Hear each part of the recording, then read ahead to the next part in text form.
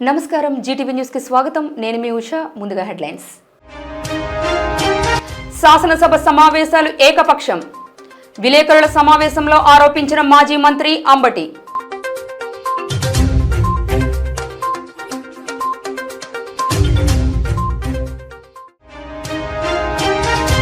రాజాంలో మందుల దుకాణాలపై విజిలెన్స్ దాడులు. షాపులు మూసుకొని పరారైన కొంతమంది దుకాణ యజమానులు.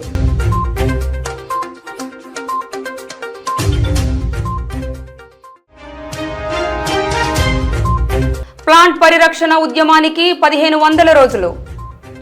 వివిధ రూపాల్లో నిరసన వ్యక్తం చేసిన వామపక్షాలు.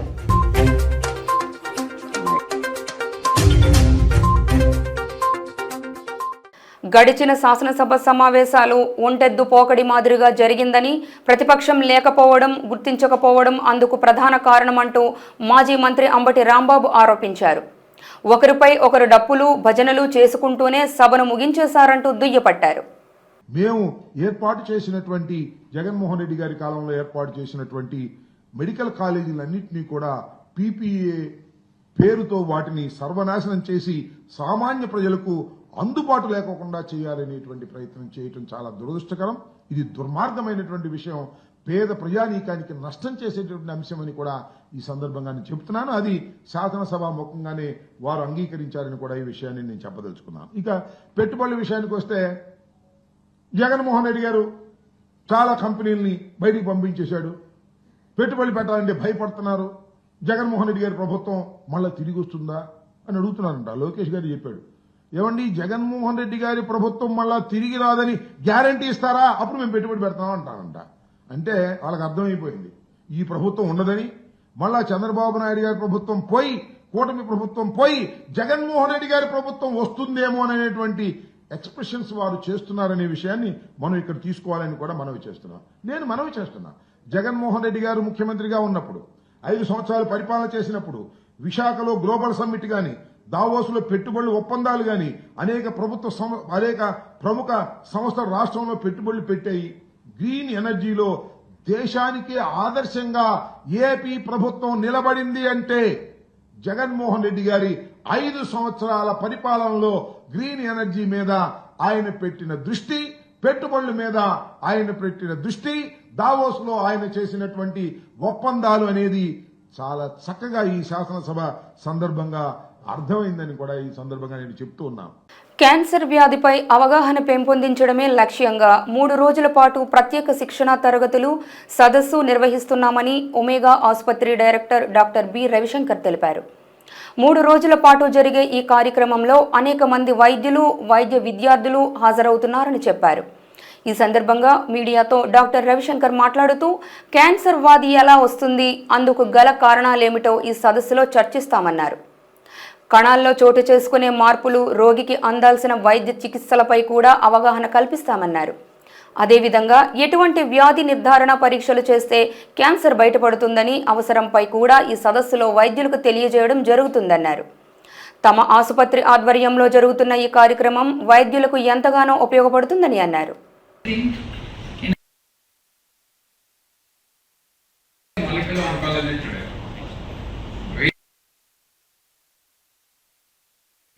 మనకి క్యాన్సర్ ఏ రకంగా వస్తుంది, దానికి కారణాలు ఏంటి, వాటి వలన కణాల్లో వచ్చే మార్పులు ఏంటి, ఆ కణాల్లో మార్పులు మనం ఎలా గుర్తించాలి, దానికి కావాల్సిన టెస్టులు ఏ టెస్టులు చేస్తే మనం దాన్ని గుర్తించవచ్చు, అలాగే టెస్ట్ చేసి గుర్తించిన తర్వాత దానికి ఏదైనా ప్రత్యేకంగా ఒక థెరపీ అనేది మనకు అందుబాటులో ఉందా లేదా, ఇటువంటి విషయాలన్నీ కూడా చర్చించడం కోసం మనం ఈరోజు ఈ కాన్ఫరెన్స్ని ఇక్కడ విశాఖపట్నంలో కండక్ట్ చేయడం జరుగుతుంది.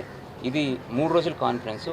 21, 22, 23 మార్చ్ 2025 నిన్న ఒమేగా హాస్పిటల్ 6 లెవెల్లో ఒక 120 మంది డాక్టర్లకి హ్యాండ్స్ ఆన్ ఎక్స్పీరియన్స్ అంటే ట్రైనింగ్ ఇవ్వడం జరిగింది. వాళ్ళు ఏ విధంగా కొత్త రకమైన టెస్టులు వాళ్ళు చేయొచ్చు, ఏ విధంగా చేయాలనే దాని మీద ఈరోజు రేపు కూడా మనం కొత్త విషయాలని చర్చించడానికి అవకాశం ఉంది.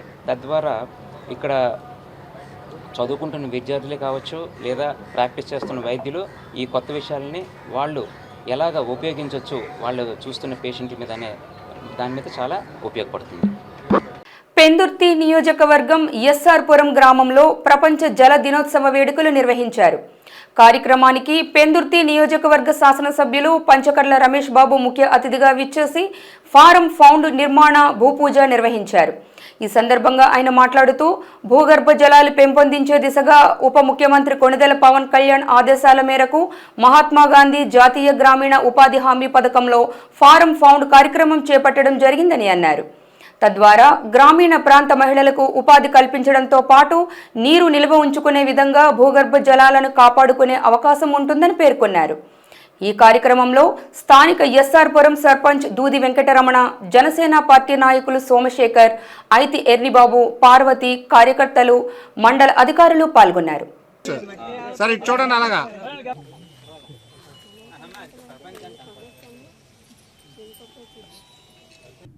ఎన్ఆర్జీఎస్ ప్రపంచ నీటి దినోత్సవం అనే కాన్సెప్ట్తో రాష్ట్ర వ్యాప్తంగా గౌరవ ఉప ముఖ్యమంత్రి పవన్ కళ్యాణ్ గారి నాయకత్వంలో ఈరోజు వారు చేతుల మీదుగా కర్నూలు జిల్లాలో ప్రారంభించడం, ఏదైతే ఎన్ఆర్జీఎస్ కాంపోనెంట్లో పనిచేస్తున్న పనులు ఉన్నాయో దానిలో నీటి నిల్వ కూడా చేసి, ఏదైతే వర్షపు నీరు వచ్చే కాలువల పక్కన ఇంకుడు గుంటలు ఒక పాండులాగా తవ్వి నీటి నిల్వ చేసి, ఆ ఏరియాని బట్టి రకరకాల సైజుల్లో ఇంకుడు గుంటలని ఏర్పాటు చేసుకుని నీటి నిల్వ చేసి, ఆ కాలువ నుంచి వచ్చే నీరుని ఈ పాండులోకి డైవర్ట్ చేసి, ఆ తరువాత ఆ పక్క చుట్టుపక్కల ఉన్న వ్యవసాయ రైతులకి అందించాలన్న ఒక మంచి సంకల్పంతో, అంటే ఏ ఒక్క పని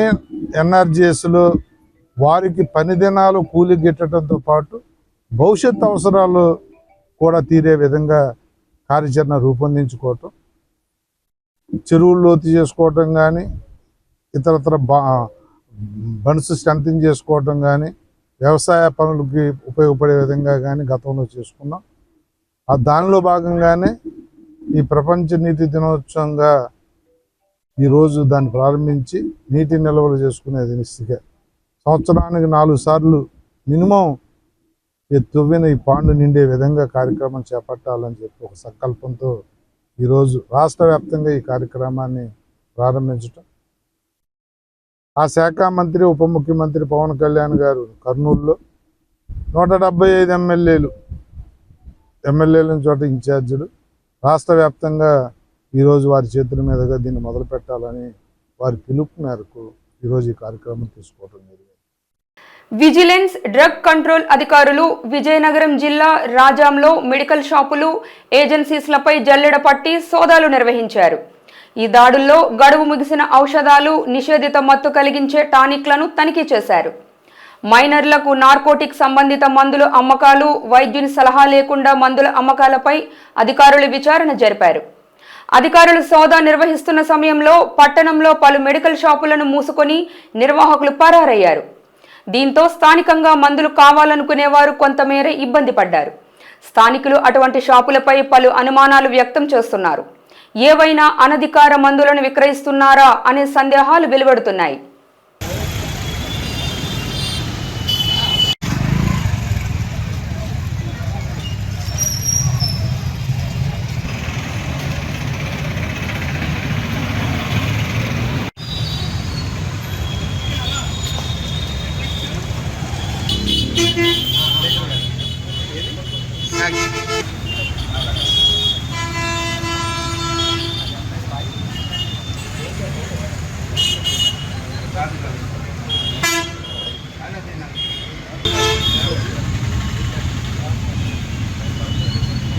గాజువాక 65వ వార్డు వాంబే కాలనీ గరుడాద్రి కొండపై వెలసిన వైకుంఠ వెంకటేశ్వర స్వామి ఆలయంలో ఆలయ ధర్మకర్త మంత్రి మంజుల, ఆలయ చైర్మన్ దొడ్డి రమణ నేతృత్వంలో ముక్కిరల వెంకట శ్రీనివాస్ చక్రవర్తి, ప్రవీణ కుటుంబ సభ్యుల ఆర్థిక సహాయంతో అన్నప్రసాదం వితరణ కార్యక్రమం జరిగింది.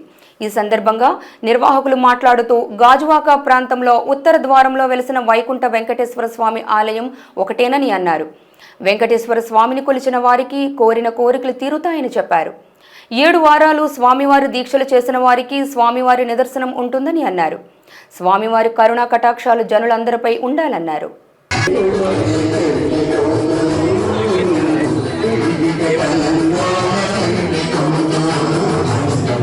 మొట్టమొదటిసారిగా ఆలయంలో ఉన్నటువంటి ఈరోజు ఉదయం ప్రతి వ్యక్తికి కూడా ఉదయం వేసి పసుపు పెట్టి మన ఆంధ్రప్రదేశ్ జరిగింది. వారు ఎంతో ప్రతిష్టంగా తీసుకున్నారు. ఇలా కార్యక్రమం ఎవరు మొక్కుకుంటే వారు ఏది అనుకుంటే వారు అనుకున్న ప్రకారంగా వాళ్ళు కోరికలు నెరవేరుస్తారు కాబట్టి వాళ్ళు ఏది చేయాలని వాళ్ళు చేస్తున్నారు. ఇన్ని రకాలుగా నిర్వహిస్తున్న కార్యం వెంకటేశ్వర స్వామి నిజంగా మనం ఏమి ఇచ్చినా ఇవ్వలేము. మనసుతో అడిగితే ఇస్తున్నారు, పిలిస్తే పలుకుతున్నారు, బాధ చెప్తే వింటున్నారు. ఇటువంటి స్వామి మనం దురదృష్టవంతులు దుర్మార్గులు ఎవరో రాలేదు తప్ప ఇక్కడ స్వామి దగ్గరికి వస్తారు. అందరూ కూడా చాలా కులమత రాజకీయాల సంబంధం లేదు. ఆలయం ఎవరిస్తే వాళ్ళందరూ కూడా సేవకులు అందరూ కూడా అన్ని రకాలుగా సేవకులు అందరూ కూడా మంజుల గారు ఆధ్వర్యంలో అన్ని ఏర్పాటు జరుగుతున్నాయి. ఈ కార్యక్రమంలో భాగంగా ప్రతి ఒక్కరు వచ్చిన స్వాములు అందరూ కూడా ప్రత్యేక అభినందనలు సేవకులు కూడా ఇలాంటి కార్యక్రమాలు మాకు ఎంతో ఉదయం శనివారం వచ్చిందంటే దుర్గాప్రసాద్ గారు వారి బృందం కూడా ఎంతో వెంకటేశ్వర స్వామి చాలా ఇష్టమైన భక్తిపూర్వమైన పాటలు పాడుతూ వాళ్ళు చేస్తున్నారు. అలాగే సాయంత్రం కూడా 7 గంటల నుంచి కూడా 9:30 వరకు కూడా వాళ్ళు ప్రతి శనివారం కూడా వాళ్ళు భజన కార్యక్రమం ఏర్పాటు చేస్తున్నారు. గాజువాక 72వ వార్డు పాతకర్ణవాలిపాలెం సచివాలయంలో సెక్రటరీ కృష్ణవేణి అధ్యక్షతన P4 పై అవగాహన సదస్సు నిర్వహించబడింది. ముఖ్య అతిథులుగా స్థానిక కార్పొరేటర్ స్టాలిన్, బీజేపీ కన్వీనర్ కరణం రెడ్డి నరసింగరావు, టీడీపీ రాష్ట్ర కార్యదర్శి పుచ్చ విజయ్ కుమార్, వార్డు అధ్యక్షులు లక్ష్మణరావు, జనసేన నాయకులు తదితరులు పాల్గొన్నారు. ఈ సందర్భంగా వారు మాట్లాడుతూ కూటమి ప్రభుత్వం అధికారంలోకి వచ్చిన తరువాత రాష్ట్రంలో అభివృద్ధి పరుగులు పెడుతోందని అన్నారు. రాబోయే ఉగాది పండుగ రోజున P4 పథకం అమలు చేయాలని సీఎం చంద్రబాబు నాయుడు తెలిపారన్నారు. అందులో భాగంగా ప్రతి సచివాలయ పరిధిలో ఉన్న సిబ్బంది ప్రతి ఇంటింటికి వెళ్లి లబ్ధిదారులను గుర్తించి పేర్లు నమోదు చేసి ప్రభుత్వానికి పంపారని అన్నారు. P4 పథకం ద్వారా ఎంతో మంది పేదలకు లబ్ధి చేకూరుతుందని అన్నారు. అనంతరం P4 గోడ పత్రికను ఆవిష్కరించారు. రాష్ట్రంలో ఇబ్బందికరమైన పరిస్థితులు మనం చూసాం. దొంగలు పాలించారు గత 5 సంవత్సరాల కాలంలో. మరి అలాంటి దొంగల్ని మాకు వద్దని చెప్పి మీ ఓట్ల ద్వారాగా రాష్ట్రం బాగోవాలని ఈరోజు ఒక మంచి ప్రభుత్వాన్ని, కూటమి ప్రభుత్వాన్ని ఏర్పాటు చేసుకున్నారు. కాబట్టి మరి మీకు రుణం తీర్చుకునే అవకాశం అనేది ప్రభుత్వానికి కావాలి. కాబట్టి చంద్రబాబు గారి నేతృత్వంలో, పవన్ కళ్యాణ్ గారి సారథ్యంలో, మోడీ గారి సహకారంలో మరి రాష్ట్రాన్ని ముందుకు నడిపించాలన్నటువంటి దశలో ఈరోజు కొన్ని పథకాలు కానీ ఏవైతే ప్రభుత్వం చేపట్టినటువంటి సంక్షేమాన్ని మీకు అందించాలన్నటువంటి ఒక ఆలోచన. మరి ఇందులో నిరుపేద అన్నటువంటి వాళ్ళు ఉండకూడదు అన్నటువంటి ఏకైక లక్ష్యంతో ఈ కూటమి ప్రభుత్వం ముందుకు వెళ్తాం. మరి చాలామంది మహిళా సోదరిమణులు ఉన్నారు. మరి మీ అందరికీ కూడా గతంలోనే స్వర్గీయ నందమూరి తారక రామారావు గారు పెద్దపేట నేశారు, మీ అందరికీ కూడా తెలుసు. తర్వాత చంద్రబాబు నాయుడు గారు ఏ విధంగా మహిళలకి మీ సొంత కాళ్ళ మీద నిలబడే విధంగా ఏ విధంగా ఆ రోజు ప్రోత్సహించే విధానం మీరు అందరూ కూడా చూశారు. మరి ఈరోజు మనకు కావాల్సింది ఏంటి? ఒక కుటుంబానికి, ఒక హౌస్ హోల్డ్ ఉన్నటువంటి వాళ్ళకి మనకి మంచినీరు ఉండాలి, ఇల్లు ఉండాలి, తినడానికి తిండి ఉండాలి, కట్టుకోవడానికి బట్ట ఉండాలి. ఆ రోజు అందుకే స్వర్గీయ నందమూరి తారక రామారావు గారు ఉన్నారు, ప్రజలే దేవుళ్ళు, సమాజమే దేవాలయం అనేటువంటి ఆలోచనతో ఈరోజు ఈ పార్టీ 43 సంవత్సరాల చరిత్ర ఉన్నటువంటి party Telugu Desam party. Canara bank ఉద్యోగుల సంఘం ఆధ్వర్యంలో డాబా గార్డెన్స్ అల్లూరి విజ్ఞాన కేంద్రంలో మెగా రక్తదాన శిబిరం ఏర్పాటు చేయబడింది. ఎన్టీఆర్ బ్లడ్ బ్యాంక్ సహకారంతో సుమారు 50 యూనిట్ల లక్ష్యంగా శిబిరం నిర్వహించామని సంఘం రాష్ట్ర సెక్రటరీ హరివర్మ తెలిపారు. కార్యక్రమాన్ని ఉద్దేశించి ఆయన మాట్లాడుతూ 1996లో ప్రారంభించబడిన తమ సంఘం ఆధ్వర్యంలో నిర్విరామంగా ప్రతి ఏటా వివిధ సేవా కార్యక్రమాలు నిర్వహిస్తూ వస్తున్నామని ఆయన తెలిపారు. తమకు జీవనాన్ని ఇచ్చిన సమాజంకి తాము కూడా ఏదో ఒకటి ఇవ్వాలన్న లక్ష్యంతో తమ వేతనాల నుండి సంఘానికి కేటాయించి సంఘ సేవ చేస్తున్నామని చెప్పారు.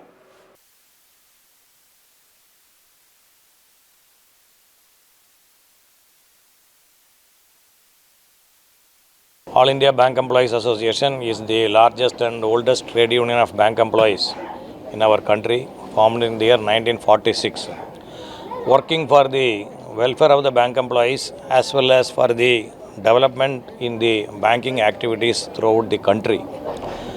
And the union is functioning with a lot of social objectives, and All India Bank Employees Association has been donating a lot of amount as well as constructing schools and other basic amenities throughout the country whenever there is a flood or devastation in earthquake like that.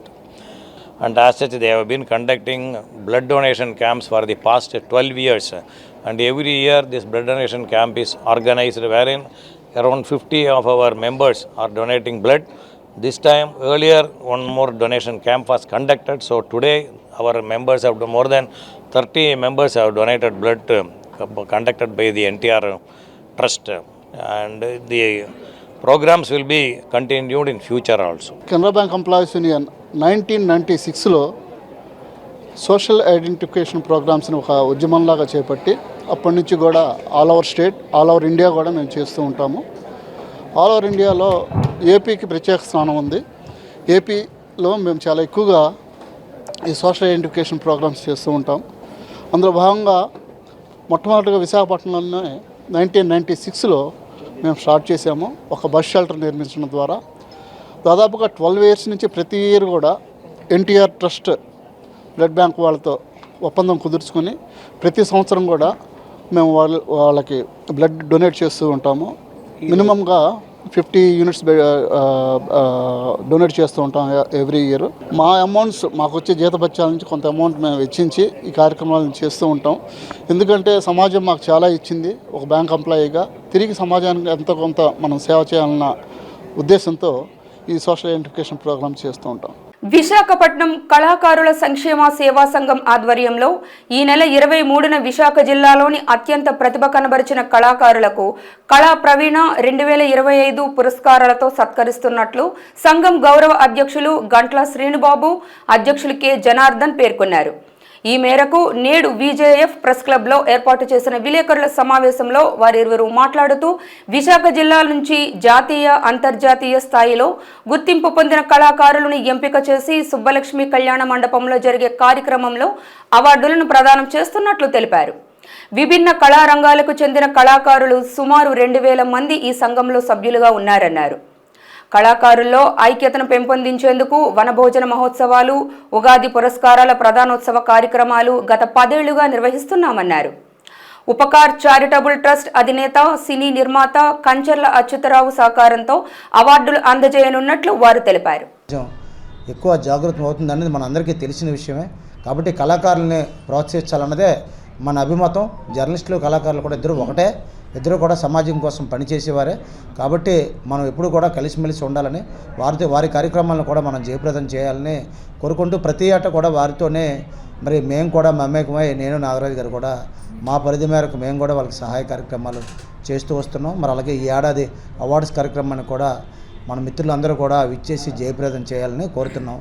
నగరంలోని సుబ్బలక్ష్మి కళ్యాణ మండపంలో రేపు ఉదయం నుంచి ఈ కార్యక్రమాలు జరుగుతాయి.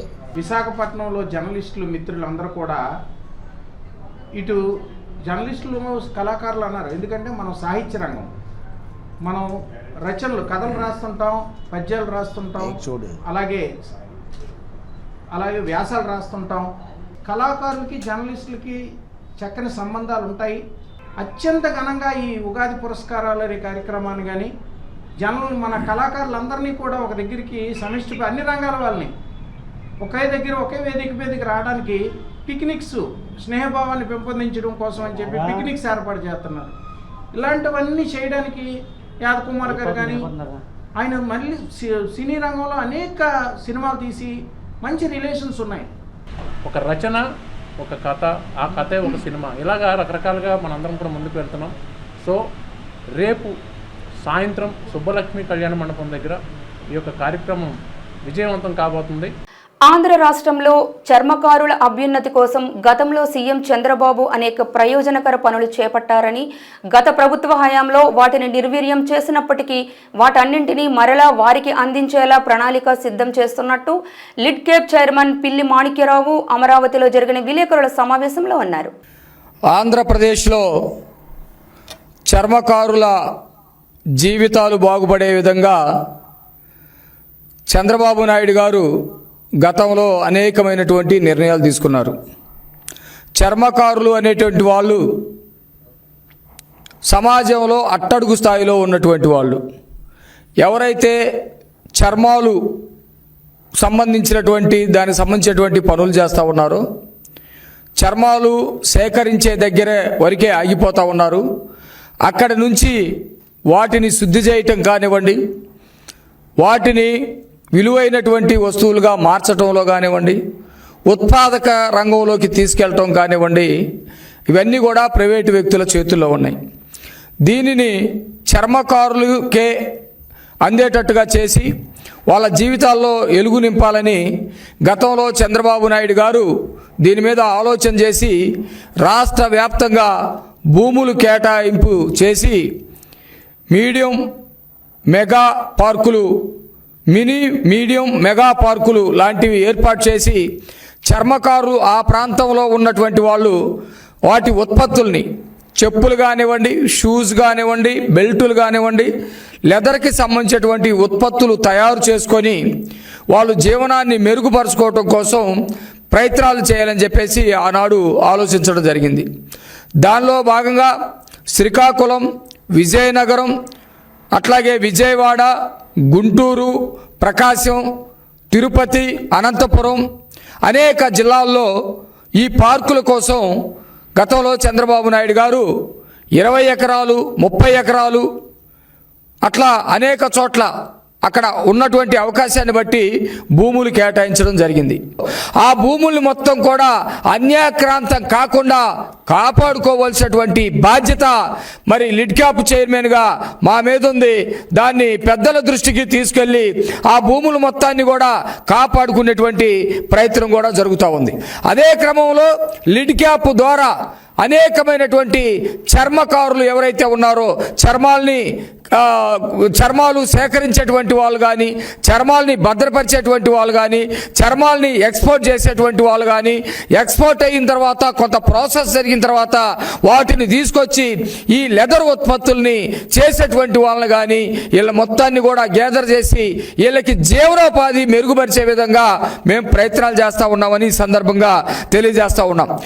లక్ష్యాన్ని నిర్దేశించుకొని ప్రతి విద్యార్థి తమ భవిష్యత్తుకు బంగారు బాట వేసుకోవాలని రాంచీ న్యాయ కళాశాల విశ్రాంత ఉపకులపతి వి కేశవరావు అన్నారు. గాజువాక చైతన్య డిగ్రీ మరియు పీజీ కళాశాల 29వ వార్షికోత్సవ వేడుకలు స్థానిక టీఎన్ఆర్ ఫంక్షన్ హాల్లో ఘనంగా నిర్వహించారు.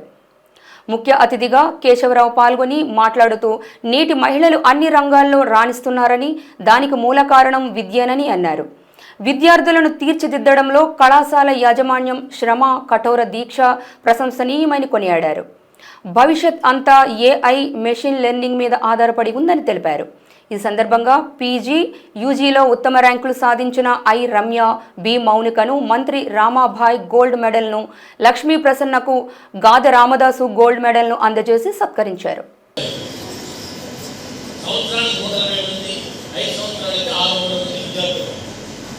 ఒకప్పుడు 600లో 200 స్టూడెంట్స్ ఆడవాళ్ళు, 400 మంది మగవాళ్ళు ఉంటారు.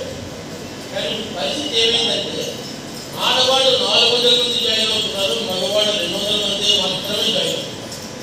విశాఖపట్నం కోర్టుకు వెళ్ళినట్లయితే విశాఖపట్నం కోర్టు బార్లో ఈరోజు చెప్తాను 5,000 మంది అడ్వకేట్స్ ఉన్నారు, ప్రాక్టీస్ చేస్తున్నారు. నల్లకోట వేసుకుని 5,000 మందిలో 3,000 మంది ఆడవాళ్ళు. విశాఖ స్టీల్ ప్లాంట్ పరిరక్షణ కోసం చేపట్టిన నిరసనలు నేటికి 1500 రోజులకు చేరుకున్న సందర్భంలో నగరంలో పలు చోట్ల వామపక్షాల ఆధ్వర్యంలో వివిధ రూపాల్లో నిరసనలు నిర్వహించబడ్డాయి. అందులో భాగంగా మద్దిలపాలెం కూడల్లో సిఐటియు ఆధ్వర్యంలో కార్మిక నేతలు పాదచారులకు, వాహన చోదకులకు, సిటీ బస్సు ప్రయాణికులకు ప్లాంట్ రక్షణకై ప్రచురితమైన కరపత్రాలను పంపిణీ చేశారు. ఈ సందర్భంగా సిటు నాయకులు కుమార్ మాట్లాడుతూ ఆంధ్రుల హక్కుగా పిలువబడే విశాఖ స్టీల్ ప్లాంట్ ప్రైవేటీకరణ ఉపసంహరించుకోవాలని, గడిచిన 1500 రోజులుగా నిరసనలు చేస్తున్నప్పటికీ కేంద్ర ప్రభుత్వం సరైన ప్రకటన చేయకపోవడం అన్యాయమన్నారు. ప్రైవేటీకరణపై స్పష్టత అడిగితే ప్రత్యేక నిధులు మంజూరు చేసి సవితి తల్లి ప్రేమ చూపిస్తున్నారని, నిజంగా ప్లాంట్పై అభిమానం ఉంటే సొంత గనులు కేటాయించాలని కోరారు. ఇప్పటికైనా రాష్ట్ర ప్రభుత్వం కేంద్రంపై ఒత్తిడి తెచ్చి నిర్దిష్టమైన ప్రకటన చేసేలా అడుగులు ముందుకు వేయాలని సూచించారు. నిధులు మంజూరు చేయించామంటూ పాలాభిషేకాలు చేయించుకోవడం కాదని ప్రజల అభిష్టాన్ని గుర్తెరగాలని హితవు పలికారు. విశాఖపట్నం స్టీల్ ప్లాంట్ని అమ్మేస్తాం 100% స్ట్రాటజిక్ సేల్ పేరు మీద అని చెప్పి నరేంద్ర మోడీ ప్రకటించారు.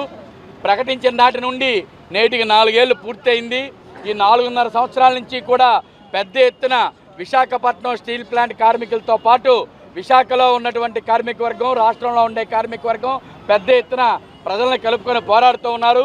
స్టీల్ ప్లాంట్ ఎట్టి పరిస్థితుల్లోనూ ప్రైవేటు పరం చేయకూడదు, ఇది 32 మంది ప్రాణత్యాగాలతో సాధించుకున్నటువంటిది, దీన్ని ప్రైవేటు పరం చేస్తే ఉపాధి కోల్పోతాం, ప్రభుత్వ రంగం నాశనం అయిపోతుంది అని చెప్పి పోరాడుతూ ఉంటే ఎన్నికలకు ముందు కూటమి పాలకవర్గం ఎవరైతే ఉన్నారో తెలుగుదేశం కానీ పవన్ కళ్యాణ్ పార్టీ కానీ వీళ్ళిద్దరూ కూడా విశాఖపట్నంలో మీటింగ్ పెట్టి మేము అధికారంలోకి వస్తే స్టీల్ ప్లాంట్ని కాపాడుతాం, దీన్ని ప్రైవేటు పరం కాకుండా అడ్డుకుంటాం అని చెప్పేసి చెప్పడం జరిగింది. కానీ మొన్న మనం చూసినట్టయితే స్టీల్ ప్లాంట్ ప్రైవేటీకరణ చేసి తీరుతామని కేంద్రంలో ఉండే మంత్రివర్గం కానీ మంత్రులు కానీ అందరూ చెప్తున్నారు. మరో పక్కన మేము 11,400 కోట్ల రూపాయలు ప్యాకేజీ తెచ్చామని సంబరాలు తెలుగుదేశం జనసేన అధిష్టానం సంబరాలు జరుపుకున్నారు, పాలాభిషేకాలు చేయించుకున్నారు. కానీ మేము అడుగుతున్నాం, ఈ 11,400 కోట్ల రూపాయలు ప్లాంట్ అభివృద్ధి కోసం ఏమైనా ఖర్చు పెట్టారా అంటే ప్లాంట్ అభివృద్ధి కోసం ఖర్చు పెట్టలేదు.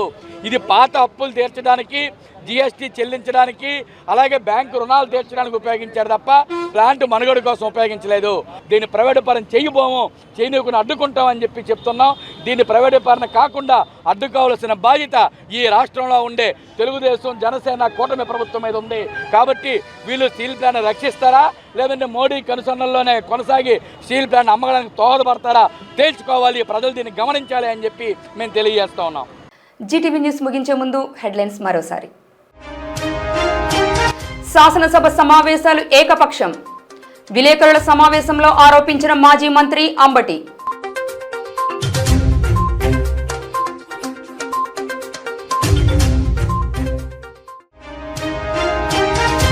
రాజాంలో మందుల దుకాణాలపై విజిలెన్స్ దాడులు, షాపులు మూసుకొని పరారైన కొంతమంది దుకాణ యజమానులు.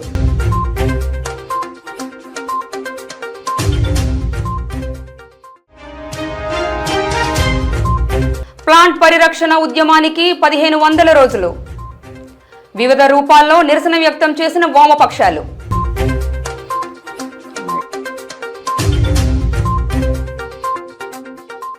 ఇవి ఇవాల్టి జీటీవీ న్యూస్ ముఖ్యాంశాలు. మరిన్ని అప్డేట్స్తో మరొక బులెటిన్లో మళ్ళీ కలుద్దాం. చూస్తూనే ఉండండి జీటీవీ న్యూస్. నమస్కారం.